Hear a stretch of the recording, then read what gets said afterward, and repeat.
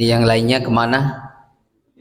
Ah, ini saya juga kehujanan nih. Basah semua tadi, tembus kelihatannya bahwa jaketnya juga gitu. Mudah-mudahan mereka sehat ya, walaupun tidak ikut kajian di malam hari ini. Dan yang ikut kajian mudah-mudahan istiqomah ya sampai diberjumpakan di surganya, surga Allah Subhanahu wa taala. Amin ya rabbal. Mari kita awali kajian kita di malam hari ini sama-sama dengan membaca basmalah. Bismillahirrahmanirrahim. Assalamualaikum warahmatullahi wabarakatuh. Alhamdulillahirabbil alamin wa bihi nasta'in ala umurid dunya waddin. Wassalatu wassalamu ala asyrafil anbiya wal mursalin wa ala alihi wa sahbihi ajma'in, amma ba'du. Hadirin karomin, para hadirin jamaah salat maghrib, wabil khusus kepada seluruh DKM Masjid Al-Muhajirin, mudah-mudahan Allah senantiasa berikan keberkahan atas pertemuan kita semuanya, dan sebagai saksi nanti kajian kita ini fi yaumil mizan, pada hari di mana amalan-amalan kita ditimbang, dan mudah-mudahan kajian kita ini bisa memperberat timbangan kebaikan kita semuanya. Amin ya rabbal alamin. Teman sekalian, 2 hari ini memang hujannya cukup deras ya. Saya 2 hari ini pun juga sama, kehujanan terus tuh Pak Ustadz Iwan ya. Jadi tadi kemarin juga sama, saya berangkat jam 4 pagi gitu ya. Tadi juga sama, berangkat 4 pagi. Pokoknya Sabtu Ahad itu saya jam 4 pagi sudah berangkat. Nanti sampai rumah ya setelah Isya. Dan kebetulan memang hujan terus nih 2 hari ini ya. Bahkan kemarin saya tertahan tuh dari asar sampai dengan Isya itu ya. Itu di daerah sana Hambalang ya, tertahan di sana. Sampai rumah pun masih hujan ya. Tapi tidak apa-apa. Ini sebagai bukti bahwa Allah Subhanahu wa taala menebar rahmatnya, kasih sayangnya dengan menurunkan hujan, maka disunahkan berdoa atau turun hujan itu. Allahumma shayyiban nafi'a. Oh, memastikan bahwa yang kuturunkan ini hujan yang penuh dengan kemanfaatan. Ya, bukan hujan yang berupa azab. Ya, tidak ada hujan yang Allah turunkan dari langit itu berupa azab. Semua dalam Al-Quran mengatakan bahwa fungsi hujan itu untuk menghidupkan sesuatu yang mati. Ya, bahkan fungsi hujan diantaranya adalah untuk mengusir gangguan-gangguan arzaz syaitan waliyarbita ala qulubikum wa yuthabbita bihil aqdam. Mengusir gangguan-gangguan syaitan, menenangkan jiwa-jiwa dan hati-hati kaum mukminin, itu hujan ya. Dan juga hujan dilambangkan dengan berbagai macam rizki yang Allah turunkan.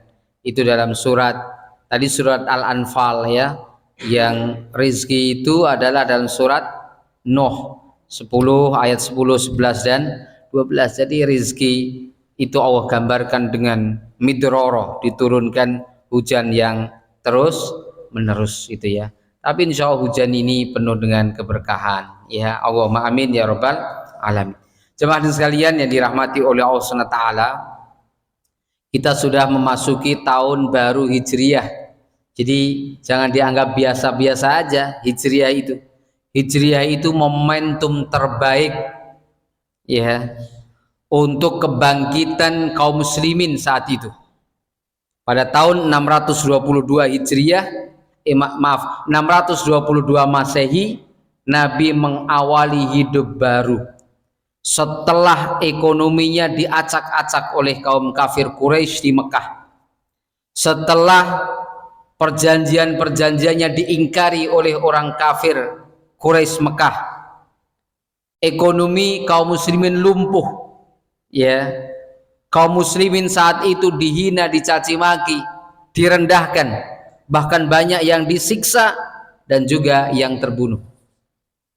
Maka saat itu Allah pun juga tidak ridho ya apa yang dilakukan oleh kaum kafir Quraisy di Mekah. Maka turunlah surat An-Nisa ayat 97, 98, 99 sampai 100, perintah untuk berhijrah. Ya, ini langsung dari Allah Subhanahu wa Ta'ala. Pada tahun kelima dari kenabian, saat Nabi masih di Mekah pun ada perintah untuk berhijrah pertama kali. Kemana? Ke Habasyah. Seorang raja Najasyi yang beragama Nasrani, ya, terkenal keadilannya, maka Rasul perintahkan hijrah ke negeri Habasyah, Ethiopia, atau sekarang yang terkenal dengan Afrika. Ya, mereka tidak hanya meninggalkan daerah negerinya, tapi meninggalkan benuanya menuju ke benua Afrika. Orang Prancis menyebutnya benua hitam. Ini sebagai penghinaan orang-orang kulit hitam. Ya, maka disebut benua hitam itu oleh orang-orang Prancis itu. Jadi mereka ke sana sebanyak 17 orang gitu untuk menyelamatkan keimanan dan keislamannya. Setahun berikutnya pulang mereka karena ada hoax, ada informasi bahwa penduduk Mekah sudah masuk Islam. Ya, dengan apa?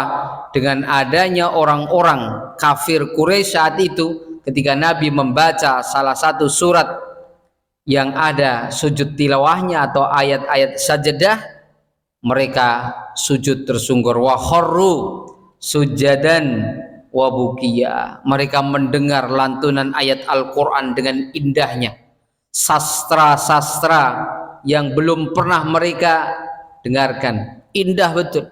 Maka ketika Nabi membaca ayat itu, mereka tersungkur sujud sambil nangis. Akhirnya orang-orang munafik mengatakan, tuh penduduk Mekah udah pada masuk Islam, ikut ajaran Muhammad. Pulang mereka, tapi ternyata di Mekah tidak ada istilahnya apa? Keamanan, malah lebih parah lagi. Maka mereka berhijrah yang kedua kali sebanyak 103 orang. Ya, 83 laki-laki, sisanya adalah perempuan. Ya, yang pertama dipimpin langsung oleh menantu Nabi Utsman ibn Affan radhiyallahu anhu. Hijrah yang kedua dipimpin oleh Ja'far ya bin Abi Thalib radhiyallahu anhu. Baru setelah tahun ke-12 atau 13 dari kenabian Muhammad SAW di Mekah, Allah turunkan perintah untuk berhijrah seluruhnya, ya, kecuali orang-orang yang ada uzur syar'i, sudah sepuh gitu ya, atau sedang sakit tidak bisa berhijrah, maka diperbolehkan untuk tidak berhijrah. Gelombang kaum muslimin yang masuk Islam di Mekah, ya, untuk berhijrah ke Madinah tidak bisa dibendung oleh apapun itu, ya. Maka tersisa 3 orang. Ini Allah abadikan di dalam surat Al-Anfal, surat yang ke-8 ayat 30. Yang kaum kafir saat itu membuat makar, ya, membuat apa? Makar tipu daya. Jadi memang Mekah saat itu sudah tidak kondusif. Perpolitikan kaum muslimin sudah hancur-hancuran, ekonomi juga sama. Bahkan seluruh harta kaum muslimin dibekukan. Ya, kok ada sih jasa otoritas yang membekukan harta? Ada. Ya, namanya Darun Nadwah. Darun Nadwah itu tempat berkumpulnya orang-orang elitnya Mekah saat itu. Kalau sekarang DPR, MPR membuat undang-undang, mencabut undang-undang, merevisi undang-undang, mengamandemen undang-undang, itu di Darun Nadwah itu. Ya, maka harta kaum muslimin semuanya dibekukan semua. Bayangkan itu. Ya, tidak boleh dibawa sama sekali sedikit pun. Kemudian Allah SWT mengungkap itu setelah kaum muslimin semuanya bermigrasi dari Mekah, ya, ke mana? Dulu masih namanya Yasrib, ya, masih namanya Yasrib. Jadi pas Nabi SAW sampai, ya, di apa namanya pekan ya terakhir di bulan Rabiul Awal ya. Muharram, setelah Muharram apa? Ya Rabiul Awal, betul ya. Pekan akhir pada Rabiul Awal, jadi 15 hari atau 16 hari Nabi melakukan perjalanan. Mekah saat itu sudah kondusif ya. Maka Al-Qur'an mengatakan A'udzubillahi minasyaitonirrajim. Bismillahirrahmanirrahim. Wa idh yamkuru bikal ladzina kafaru liyuthbituka aw yaqtuluka aw yukhrijuka wa yamkuruna wa yamkuru wa khairul makirin. Jadi ketika ayat turun ini ya, Jibril memberitahukan Muhammad, malam hari ini engkau harus meninggalkan Mekah ini. Karena penduduk atau kaum kafir Quraisy yang dipimpin oleh dua orang, satu namanya Abu Hisham, satunya adalah iblis yang menjelma menjadi seorang ulama karismatik yang mengaku dari negeri Najd, masuk ke Darun Nadwah ya, mengatakan pokoknya Muhammad harus mati malam hari ini. Gimana caranya ya? Kemudian ada salah satu komisi atau faksi itu angkat tangan, kami usul bagaimana kalau Muhammad kita tangkap, setelah ditangkap diapain? Dipenjarakan ya. Liyuthbituka, ditangkap kemudian dipenjarakan. Apa kata iblis ini yang menjelma menjadi seorang ulama ini? Kalau Muhammad kita tangkap, kemudian sahabat-sahabat Muhammad yang sudah hijrah dari negeri ini ke Madinah tahu, pasti mereka akan menyerang kita. Mereka tidak akan pernah ridho karena mereka sudah mengadakan Baitul Aqabah 1 dan 2 ya, bersumpah melindungi Muhammad SAW dan menggunakan seluruh hartanya untuk membela Muhammad. Ini diantara isi di Baitul Aqabah pertama dan yang kedua.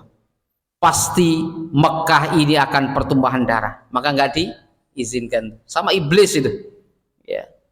Kemudian ada lagi yang ngancung, bagaimana kalau Muhammad kita tangkap dan kita asingkan ya. Ini Al-Qur'an mengatakan liyukhrijuka, tangkap, setelah ditangkap apa? Diasingkan. Apa kata iblis ini? Kalau Muhammad kita tangkap dan kita asingkan ya, maka kita tahu Muhammad memiliki perkataan yang indah, tutur katanya tertata dengan rapi, tidak ada satupun yang mendustakan perkataan Muhammad. Pasti Muhammad juga akan mempengaruhi orang-orang yang menjaga saat Muhammad ada di pengasingan. Tidak diterima itu. Giliran dedengkotnya kaum kafir Quraisy ya berdiri dengan mengatakan, kalau begitu bagaimana kalau kita Muhammad kita tangkap dan kita bunuh, atau kita bunuh sekaligus. Ini Al-Qur'an mengatakan ya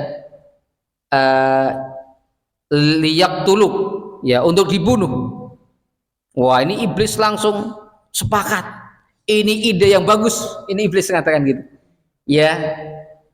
Tapi caranya bagaimana? Muhammad ini merupakan keturunan suku paling elit di Mekah ini, dari Bani Abdul Manaf, Bani Hashim, dan Bani Abdul Muttalib, paling elit. Jadi Allah mengangkat Nabi Muhammad ini dari suku yang paling elit di Mekah. Maka iblis mengatakan demikian dalam tafsirnya ya, dalam tafsir surat Al-Anfal ayat 30. Kalau begitu, kumpulkan pemuda-pemuda yang mempunyai fisik yang ganteng, mempunyai fisik yang utuh dan lengkap, yang terlatih ya, dan juga kita persenjatai. Kumpulkan tuh 10 orang dari kabilah-kabilah terpandang di Mekah ini, 10 orang ya, gunanya untuk menyergap Muhammad di rumah, nanti dibunuh bareng-bareng. Nanti kalau dari suku Abdul Muttalib ya itu menuntut balas, maka kita akan membayar diat, karena yang membunuh adalah suku-suku yang elit yang sudah sepakat itu. Wah, itu sepakat semua. Itu betul dicari pemuda-pemuda yang hebat itu. Ya, dicari pemuda-pemuda yang unggul. Untuk apa? untuk mengepung rumah baginda Muhammad Sallallahu Alaihi Wasallam, dipersenjatai, dan itu berlapis-lapis sama sekalian, berlapis-lapis agar apa? Agar Muhammad tidak lolos. Ya, ini diungkap lagi dalam surat Yasin surat ke-36 ayat 9. Ya, jamaah sekalian yang dirahmati oleh Allah Subhanahu wa taala, sementara Nabi Muhammad saat itu mengendap-endap menuju ke kediaman Abu Bakar As-Siddiq radhiyallahu anhu, ya, dengan ditutup kepalanya Nabi biar nggak ada yang tahu. Sampai depan rumah diketok pintunya, siapa? Aku adalah Muhammad, langsung disambut. Ternyata di dalam rumah Abu Bakar sudah banyak orang. Abu Bakar, aku akan berbicara hanya berdua saja, ya, hanya 4 mata saja. Kata Abu Bakar, wahai baginda Nabi, jangan khawatir, ini semuanya adalah keluargaku, anak-anakku. Akhirnya diajak rapat di malam hari itu, yang mempunyai peran masing-masing. Nanti Abdurrahman bin Abi Bakar As-Siddiq radhiyallahu anhu khusus mencari informasi intelijen, ya, mengontrol perpolitikan di Mekah saat itu. Asma, ya, binti Abi Bakar As-Siddiq radhiyallahu anhu, engkau menyuplai makanan karena kita akan nginep 3 hari di gua apa? Gua Thur, ya, Gua Thur, ya, 3 hari.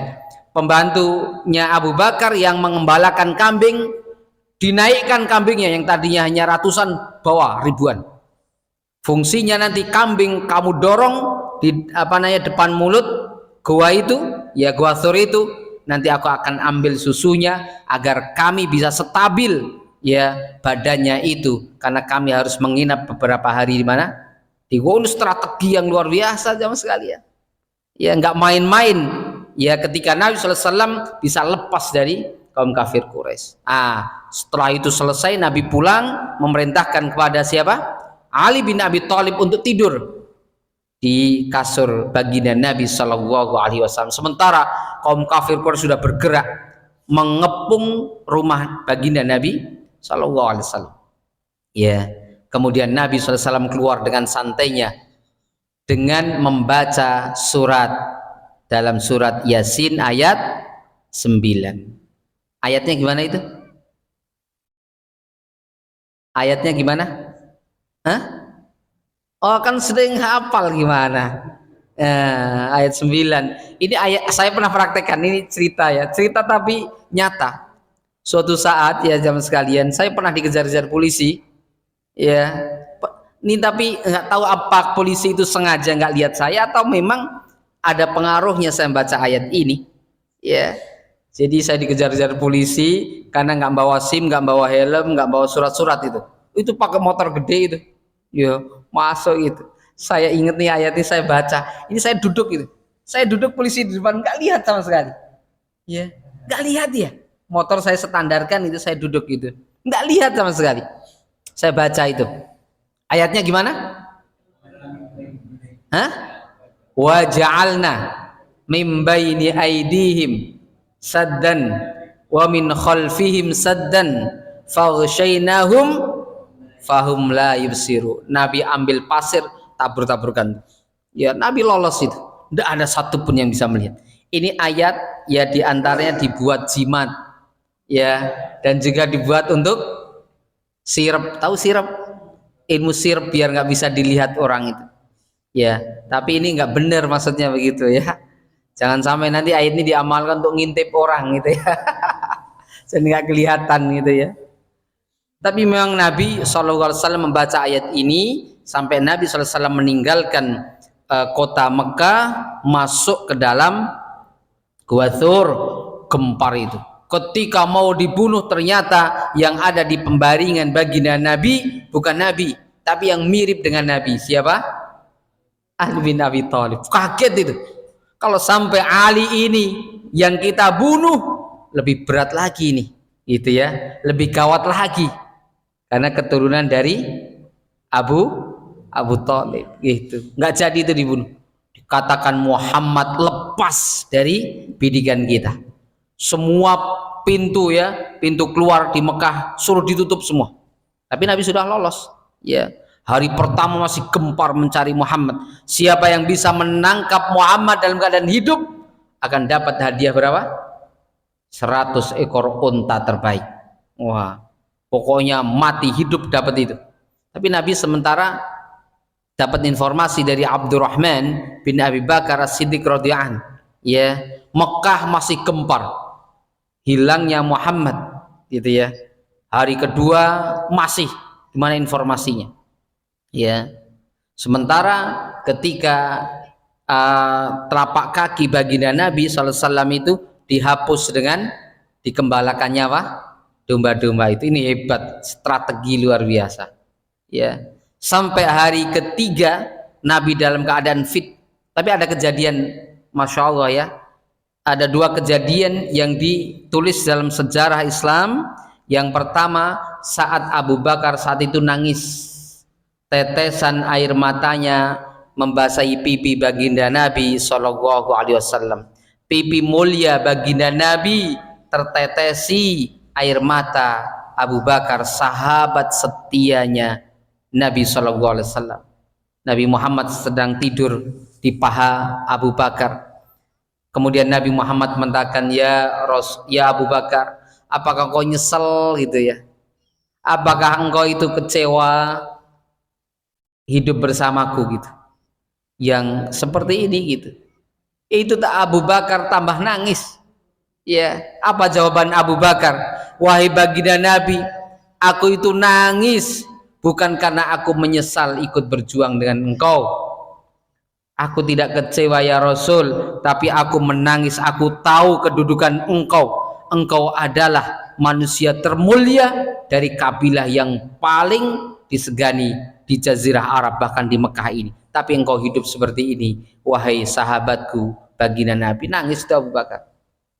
Ya, kemudian kata Nabi, ya, ndak usah takut, jangan cemas, ya, la takhaf wa la tahzan innallaha ma'ana fa anzalallahu sakinatahu ala rasulih.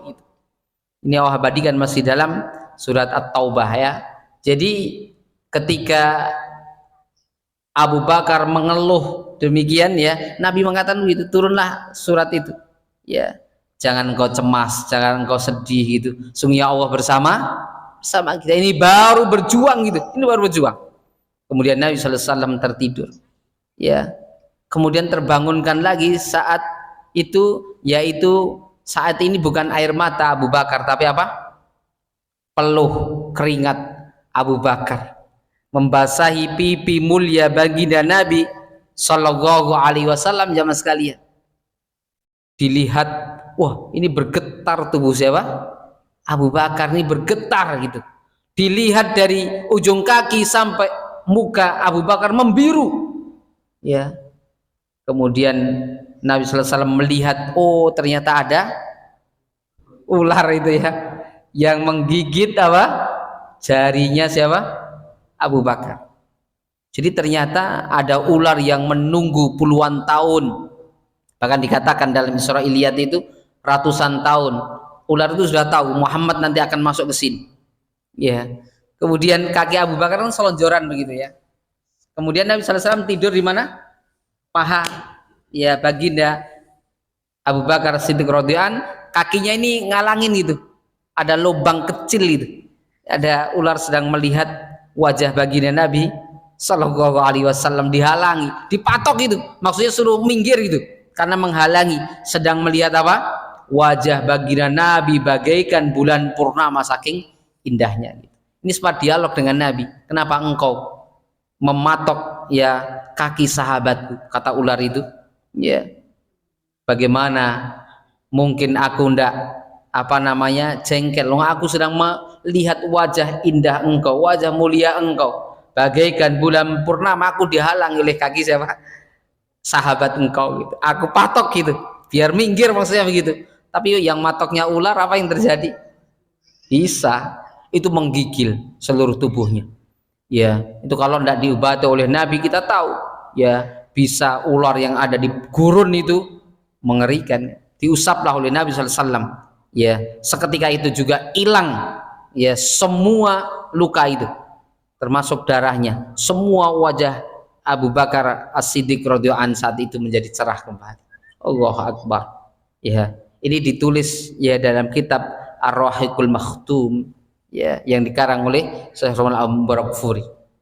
Ketika dua orang masuk ke dalam gua gitu ya, kemudian satunya merasa cemas dan gelisah, maka turunlah Allah ya, wala tahzan wala takhaf wala tahzan innallaha ma'ana. Hadirin sekalian yang dirahmati oleh Allah Subhanahu wa taala, maka setelah 3 hari diinformasikan kepada Abdurrahman ya bin Abdurrahman bin Abi Bakar, aman wahai ayahanda dan baginda Nabi, silakan engkau melanjutkan perjalanan.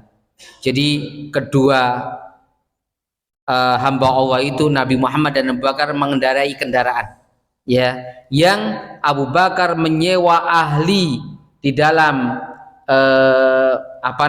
perjalanan itu, tahu betul itu arah jalan itu kemana, namanya Abdullah bin Uraikid ya. Ini dibayar mahal oleh Abu Bakar. Sementara Nabi SAW juga mengendarai kendaraan, kemudian juga Abu Bakar juga sama, mengendarai kendaraan terbaik saat itu. Jadi sebelum Abu Bakar meninggalkan rumahnya, sempat melihat garasi. Wah, ternyata di garasi ada kendaraan ya, kalau dulu onta lah, mau dikasihkan kepada Nabi satunya, tapi Nabi menolak. Tidak Abu Bakar, itu harganya berapa? Kata Nabi begitu, itu harganya berapa? Sekian, itu aku tidak mau engkau kasih, aku akan bayar. Bayangkan Nabi membayar langsung kendaraannya sendiri untuk apa? Melakukan berhijrah itu. Dibayar kepada Abu Bakar As-Siddiq radhiyallahu anhu, karena Nabi tidak mau dikasih. Ya, ini ada di dunia ini, ada seorang ulama mau dikasih fasilitas apapun tidak mau. Ya, rumahnya masih ngontrak, kendaraannya masih cicilan, masya Allah ya. Ya, ini Nabi SAW berjuang ya dengan hartanya diantaranya, sampai akhirnya Nabi SAW sampai ke Kuba ya. Kuba, mendirikan Kuba itu adalah satu daerah yang nggak jauh dari Madinah, 5 km dari jantung kota Madinah ya, mendirikan masjid.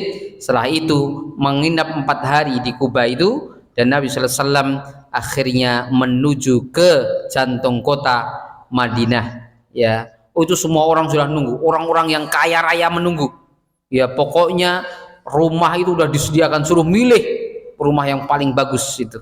Tapi kata Nabi, biarkan kendaraanku itu sampai mana menderup gitu ya. Onta Nabi SAW akhirnya menderup di satu lahan miliknya anak yatim ya. Anak yatim inilah yang ditulis dalam sejarah, anak yatim ini kembar, namanya Sahal dan Suhel. Maka nanti Nabi SAW memberikan nama kudanya, namanya Sahal ya gitu. Jadi Nabi mempunyai kuda namanya apa? Sahal. Awalnya tempat ini zaman sekalian yang diderup kendaraan Nabi SAW itu, ditanya ini milik siapa? Milik anak yatim itu ya. Kata Nabi, aku akan membangun masjid kedua setelah aku membangun apa? Masjid Kuba. Oh, ternyata baginda Nabi ini milik anak yatim ya, dan anak yatim itu tahu. Maka ada lagu anak yatim itu ya, yang syairnya terkenal banget itu ya. Jadi setelah itu akhirnya anak yatim ini mengatakan, wahai baginda Nabi, aku akan hadiahkan kepada engkau. Maka Nabi tidak mau. Kalau begitu aku akan wakafkan pada engkau. Nabi juga tidak mau. Nabi mengatakan, karena ini harta anak yatim, aku beli. Itu seluas 5.000 lebih. Ya 5.070 atau berapa saya lupa. Tapi yang jelas 5.000. Dibayar cash oleh Nabi SAW. Ya, kemudian diwakafkan atas nama kaum muslimin dari Nabi SAW. Itulah cikal bakal Masjid Nabawi ya, dibangun oleh Nabi SAW dengan menghimpun orang-orang kaya, Abdurrahman bin Auf, Abu Bakar, Umar, Utsman. Itu 7 bulan membangun Masjid Nabawi itu ya. Tapi Nabi SAW dikumpulkan itu semua orang ya, baru oleh Nabi SAW membangun persaudaraan, sahabat muhajirin dan sahabat ansor disatukan ya. Maka saat itu antara persahabatan sahabat ansor dan sahabat muhajirin bisa saling mewarisi Ya, persahabatan kaum Ansor dan kaum Muhajirin bisa saling apa? Mewarisi jamaah sekali. Tapi akhirnya warisan karena persahabat ini dihapus. Ya, tidak ada warisan atas nama apa? Persahabatan. Ya, di antara warisan adanya di antaranya karena ikatan apa? Nasab ataupun di antaranya dengan pernikahan. Ya, zaman sekalian, setelah bersatu kaum muslimin semuanya, Rasul perluas itu persaudaraannya. Dibangun persaudaraan atas nama kemanusiaan. Ya, ada Yahudi, ada Nasrani, ada kaum muslimin saat itu. Ini penting kita sampaikan. Ya, betapa indahnya Islam saat memasuki Madinah. Ada juga paganisme yang menyembah berhala dan patung, disatukan oleh Nabi sallallahu alaihi wasallam dengan membangun satu perjanjian yang disebut dengan Piagam Madinah. Ini semuanya isinya ada lebih dari 69 butir isi dari perjanjian Piagam Madinah itu. Di antaranya isi yang paling monumental itu Rasul menjamin, ya, bebas silakan kau beragama. Inilah yang dikatakan dalam Al-Quran dengan mengatakan la ikraha fiddin qad tabayyana rusydu minal ghayy. Silakan kau beragama. Karena kaum Muhajirin dan kaum Ansar sudah dibekali oleh Nabi sallallahu alaihi wasallam saat di Mekkah itu, yaitu akidah yang benar. Ketika turun surat Al-Kafirun, ketika turun surat Al-Ikhlas, di antaranya dikatakan lakum dinukum waliyadin, lana a'maluna walakum a'malukum. Udah tidak ada masalah itu. Lihat bagaimana Piagam Madinah merangkul semua lapisan masyarakat yang ada di Madinah. Semua yang di bawah Piagam Madinah itu adalah saudara kita sesama manusia. Allahu Akbar. Ya, dipersatukan oleh Nabi. Kita juga punya saudara, ya, di antaranya sama-sama kita sebangsa dan setanah air yang disebut dengan al-ukhuwah al-wataniyah.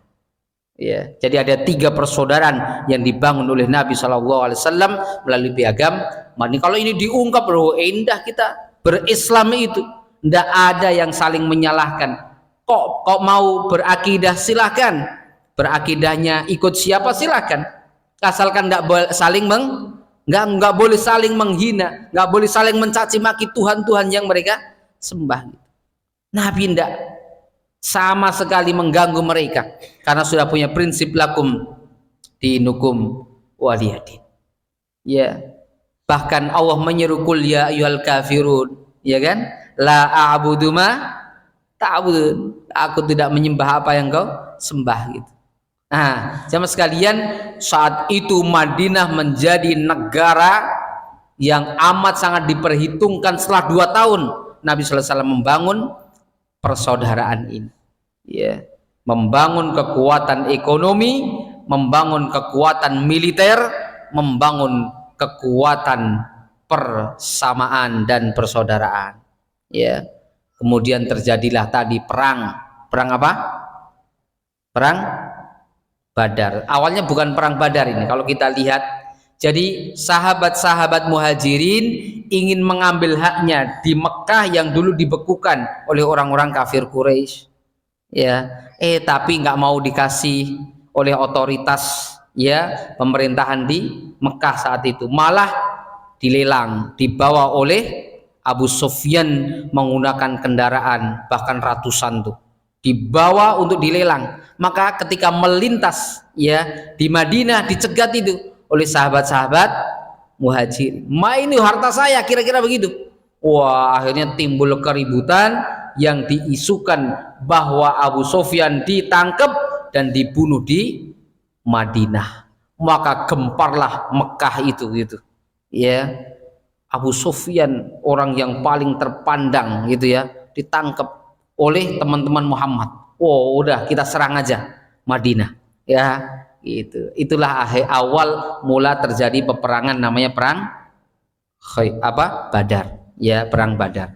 Jamaah sekalian yang dirahmati oleh Allah Subhanahu wa taala, menariknya ketika Nabi membangun persaudaraan di Madinah itu, tidak ada yang terzalim sampai Nabi mengatakan tidak boleh yang sudah mengadakan perjanjian dengan kita, ya, siapapun itu orangnya, tidak boleh disakiti, tidak boleh dizalimi, tidak boleh dirampas haknya, tidak boleh dirampas hartanya, tidak boleh menumpahkan darah setetes pun, semuanya dilindungi. Allah Akbar. Inilah yang luar biasa ya. Piagam Madinah ini harus selalu kita ingat sesungguhnya itu ya. Nabi mengajarkan persaudaraan yang luar biasa, tidak akur itu ya, tidak ada yang saling mencaci maki, tidak ada. Baru setelah itu Islam nampak setelah menang dalam perang apa? Perang Badar. Diperhitungkan itu langsung itu muncul kekuatan besar yang disebut dengan kekuatan Islam, ya, yang tadinya tidak seimbang itu, ya, ada Romawi dan juga ada Persia. Romawi itu sistemnya adalah kapitalis, sedangkan Persia saat itu sistemnya adalah sosialis, ya, tidak menguntungkan sama sekali. Lahirlah di tengah-tengah Islam yang menawarkan sistem berkeadilan, ya. Sistem berkeadilan inilah yang akhirnya bisa diterima oleh semuanya, ya. Bahkan Nabi menguasai dunia hanya butuh 10 tahun jamaah sekalian, ya. Sekali lagi, Nabi menguasai dunia ini butuh 10 tahun, sedangkan bangsa Romawi butuh ratusan tahun, bangsa Persia butuh ratusan tahun menguasai dunia. Tapi Nabi Muhammad SAW menguasai dunia membutuhkan 10 tahun saat memimpin di Madinah. Hadirin sekalian yang dirahmati Allah Subhanahu wa taala, kenapa Nabi bisa memimpin dengan begitu hebatnya? Karena Al-Qur'an. Ya, karena apa? Al-Qur'an. Jadi semua pemimpin yang memimpin diantaranya itu dengan Al-Quran, maka berkah itu, walaupun hanya usianya sebentar, ya. Lihat pemimpin-pemimpin dunia yang punya hafalan-hafalan Al-Quran dimudahkan oleh Allah Subhanahu wa taala karena menjadi sahabat Al-Quran. Hadirin sekalian yang dirahmati Allah Subhanahu wa taala, itulah kenapa hijrah menjadi titik balik kaum muslimin, ya, menjadi titik kesuksesan yang paling sukses kaum muslimin. Maka jangan dimaknai biasa-biasa hijrah itu, ya. Karena definisi hijrah itu kata para ulama ada 3. Yang pertama adalah al-makna al-hijratu ta'ani al-intiqal, ya, ilal makan ila makanin akhar, yaitu perpindahnya seseorang dari tempat yang satu ke tempat yang lainnya. Ini yang pertama. Yang kedua adalah al-intiqal ila daril kuffar ila daril Islam. Berpindahnya seseorang dari minadz zulumati ila nur. Digambarkan oleh Nabi, az-zulumat itu saat di Mekah, an-nur saat di Madinah, gitu. Ya, jadi berpindahnya orang atau hamba Allah SWT dari negeri kafir kepada negeri, dari negeri kufur ke negeri Islam, gitu, ya. Yang ketiga adalah al-intiqal min maksiatillah ila amrillah, yaitu berpindahnya seseorang dari kemaksiatan, dari dosa-dosa menuju kepada perintah-perintah Allah. Ini yang paling relevan saat ini, ya, karena di Indonesia insya Allah menjadi negeri yang aman, ya, yang makmur, yang sentosa, gitu ya. Maka yang paling penting kita meninggalkan apa yang Allah Subhanahu wa taala larang, dari kemaksiatan, dari dosa menuju ke perintah-perintah Allah Subhanahu wa taala. Ya, jadi itu makna hijrah yang benar begitu. Perjalanan yang pelik bagi Nabi Shallallahu Alaihi Wasallam. Jadi saat Nabi hijrah, kalau dihitung dengan usia matahari, usia Nabi itu baru 51 tahun. Tapi kalau menggunakan kalender bulan, usia Nabi 53 tahun. Jadi saat Nabi SAW wafat di Madinah, usia baginda Nabi kalau menggunakan kalender matahari itu adalah 61 tahun lebih 7 bulan. Tapi kalau menggunakan kalender bulan, maka usia Nabi pas 63 tahun. Ya. Jadi kalau jamaah sekalian, sekarang usianya itu 60 tahun, berarti sungguhnya usianya 62. Ya. Ustadz Sobari berapa? Hah? Masih muda ya? Masya Allah. Berarti tambah 2 tahun.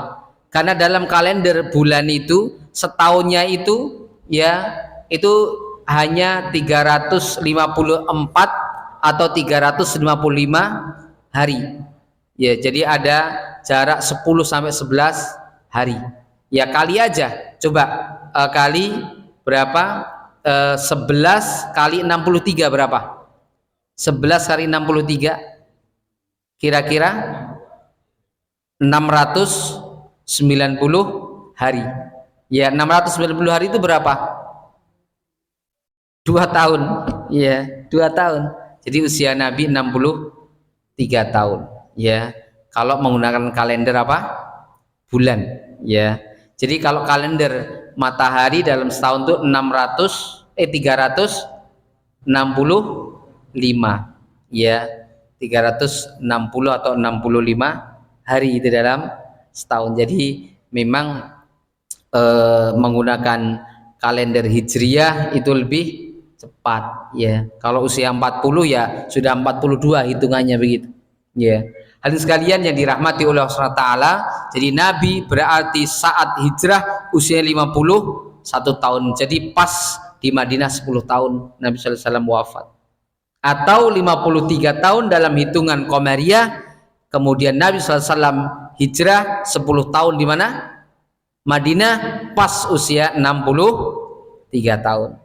Ya, jadi Nabi saat perang pertama kali usia baginda sallallahu alaihi wasallam itu 55 tahun. Itu usia Nabi saat perang. Ya, perang itu ngangkat senjata. Tapi peperangan yang dilakukan oleh Nabi bukan karena ya Nabi memerangi, tidak, tapi adalah hanya membela. Ya, membela. Karena tadi dia membela hak-haknya, mengambil hartanya enggak mau gitu ya, akhirnya kan dirampas. Sebenarnya itu hartanya kaum muslimin, terutama adalah kaum muhajirin itu yang dibekukan, kan tidak boleh bawa apa-apa itu ya, kecuali yang diumumkan itu adalah Umar, saya besok mau hijrah, itu diumumkan terang-terangan tuh, nggak ada yang berani tuh, besok saya akan hijrah melalui tempat ini ya, lokasi ini, temui saya. Kalau nanti pagi harinya yang istrinya akan menjadi janda atau anaknya menjadi yatim, temui aku, akan hijrah besok. Wah, itu ya, nggak ada yang berani. Udah biarin tuh orang gila itu, Umar itu katanya gitu ya, biarin lepas saja, pokoknya Muhammad kita tangkap gitu nanti gitu. Jadi nggak ada yang berani ya, karena ketika Umar pun masuk Islam, Umar masuk Islam di usia 26 tahun ya. Umar bin Khattab radhiyallahu masuk Islam di usia 26 tahun, masih muda itu. Itu ketika datang seluruh sahabat yang sudah tahu kedatangan Umar sudah siap-siap dengan pedangnya. Pokoknya Umar macam-macam kita keroyok pokoknya gitu. Gitu ya. Sudah siap-siap. Kata Nabi Muhammad, sabar. Nabi Muhammad sudah dikasih tahu Jibril bahwa hari ini ada kabar gembira ya, salah satu yang disebut dengan Umrain, 2 Umar ya, 2 Umar itu, satunya namanya Abu Hisham, satunya adalah Al-Faruq Umar bin Khattab, satunya Abu Jahal. Sesungguhnya yang didoakan itu 2 orang itu masuk Islam, maka apa, Mekah ya menyerahkan jantungnya gitu. Ternyata pilih siapa? Umar bin Khattab radhiyallahu. Ketika Umar masuk Islam, takbir itu di rumah Al-Arqam bin Abil Arqam, semuanya takbir. sampai ke mana? Ke Ka'bah itu. Wah, itu kaum muslimin apa takbir itu. Nabi Muhammad mengatakan ketika Umar Ibn Khattab radhiyallahu anhu sudah masuk Islam, separuh jantung kota Mekah menyerahkan jiwanya. Allah Akbar, maka takbir semua. Ya, Umar masuk Islam itu senang semua. Itu ya. Langsung esok harinya Umar memimpin parade of force kaum muslimin. Ayo besok ikut aku semuanya. Ya, kita parade sebanyak kurang lebih 150 orang ikut parade bersama Umar. Ya, aku udah masuk Islam. Siapa yang berani gitu? Nggak ada yang berani ternyata. Ya, nggak ada yang berani sama sekali. Ya, sampai ada perintah tadi berhijrah. Hadirin sekalian yang dirahmati oleh Allah Subhanahu wa taala, ini kira-kira pesan dari